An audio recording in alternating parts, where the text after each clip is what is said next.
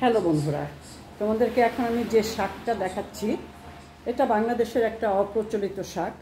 এখন আসলে আমাদের এত উন্নয়নের ফলে আসলে এই শাকটা আমাদের দেশ থেকে হারিয়ে যাচ্ছে। আমি আসলে এখন দেখতে পাই না, ঢাকা শহরে আমি তেমন দেখি নাই, তবে আফতাবনগরে একবার আমি গিয়ে এই গিমা শাকটাকে দেখেছিলাম।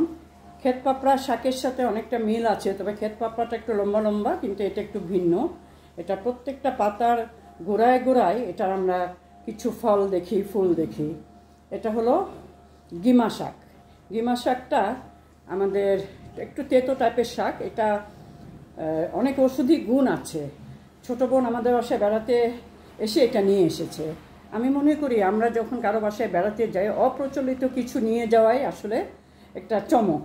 আমার ভালো লেগেছে, কারণ দই, মিষ্টি, ফল এগুলো তো আমাদের নিয়মিত আমরা করি, কিন্তু এটার বাইরেও কিছু কিছু জিনিস আছে যেটা মানুষকে অনেকটা আনন্দ দেয়। দেখো বন্ধুরা, ক্ষেত পাপড়া শাকটা নিয়ে আমি তোমাদেরকে দেখাচ্ছি, এটা সম্পর্কে বিস্তারিত জানাচ্ছি। গিমা শাকের বৈজ্ঞানিক নাম হলো মুলোগো স্পার্গুলা লিন। আসলে এটার আগে এটা বলা, মানে এখন এটা বলা হয়, আগে অন্য নাম ছিল। যাই হোক, এটার কিছু কমন নাম আছে। ইংরেজি নাম হলো আসলে বিটার কিউমিন। আমরা সাধারণত পুকুর বা জলাশয়ের ধারে এটাকে দেখি।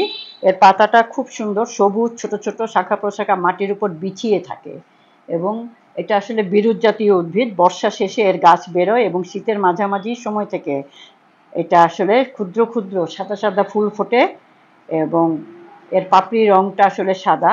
এখানে এখন যেটা আমরা দেখতে পাচ্ছি, এখন আসলে এটাতে অনেক ফল চলে এসেছে, কারণ মানে এই সময় শীতের সময় ফুলটা ফোটে, আর এই সময়টা এর ফল আসে।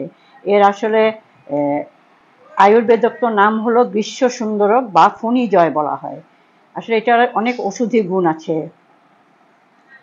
প্রকৃতির যে বৃত্তে, যে সময়ে যে আহার্য বা ভেষজের প্রয়োজন হয়, ঠিক সেটাই আসলে সাজিয়ে রেখেছে। আমাদের খালি চোখ নাই বলে আমরা কেনা অর্গানিক খাবার বাদ দিয়ে আমরা আসলে প্রকৃতি থেকে সব হাইব্রিড খাবারগুলো খাচ্ছি। আসলে হাইব্রিড খাবারের জায়গায় যদি আমরা ওইটা না খেয়ে এটা খেতাম, তাহলে হয়তো আমাদের অনেক উপকার হতো। এটার অনেক ওষুধি গুণ আমি দেখেছি। স্বাস্থ্য সুরক্ষায় সাধারণত লোকেরা গিমা শাক রান্না করে খায়। এর পাতা খাওয়া হয়ে থাকে তিতা স্বাদের জন্য। আফ্রিকায় গিমা শাক সালাদ এবং জুস হিসেবেও খায়। তিতা বলে মুখের অরুচি চলে যায়। বর্তমানে অনেক আধুনিক চিকিৎসা পদ্ধতি আবিষ্কার হলেও অতীতে স্থানীয় লোকজন তাদের স্বাস্থ্য সুরক্ষায় ভেষজ গুণসম্পন্ন গিমা শাক ব্যবহার করত। এই জংলি শাকটি আসলে ডায়াবেটিসের জন্য মহা ঔষধি। হার্বাল চিকিৎসার ক্ষেত্রে মূলত রিউমেটিকের ব্যথা এবং সোরিয়াসিস হার্বাল ওষুধ তৈরির কাজে এর কাণ্ড, পাতা, ফুল সবই আসলে কাজে লাগে। দেখো বন্ধুরা, এটা হলো এর ফুল।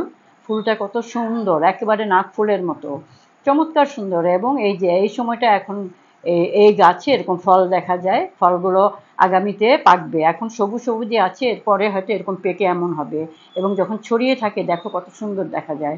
এটা রান্না করেছি আজকে আমি। এটা রান্না করার পরে এটা আমি আলু এবং এই পাতা দিয়ে এবং পুঁটি মাছ দিয়ে, পেঁয়াজ, কাঁচামরিচ, হলুদের গুঁড়া, সরষে তেল দিয়ে মেখে তারপর চচ্চড়ি করেছি।